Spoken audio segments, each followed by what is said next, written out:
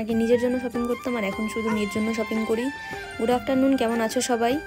এখন বিকেলবেলা মেয়ে আর মা মিলে আমরা দুজন ছাদে চলে এসেছি, এসে একটুখানি বাইরের ওয়েদারটাকে উপভোগ করছি।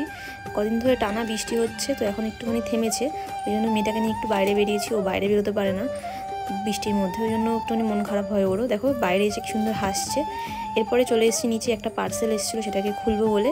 মেয়েটা এখন ইদানিং খুব গড়াগড়ি করছে, খাটে এদিক ওদিক চলে যাচ্ছে, কখন বাই চান্স পড়ে যাবে। সেই জন্য আমি আগে থেকেই সেফটির জন্য একটা বেড সেফটি গার্ড অর্ডার দিয়েছিলাম অ্যামাজন থেকে। কালকে অর্ডার দিয়েছি, আজকেই দিয়ে গেছে। বেশ অনেক কিছুই রয়েছে, এবার এটাকে সেট করে নিই, দেন তোমাদেরকে দেখাচ্ছি। এই যে এটাকে খাটের সাথে সেট করেছি, ভালোই মোটামুটি শক্ত আছে, আশা করা যায় ওটা দিয়ে পড়বে না। এরপরে আরেকটা পার্সেল এসেছিলো মিশো থেকে, কয়েকটা জামা অর্ডার করেছিলাম আমি, কটনের ফ্রক, কিন্তু এগুলো মনে হচ্ছে না কটন, একটুখানি মিক্স আছে বোধহয়।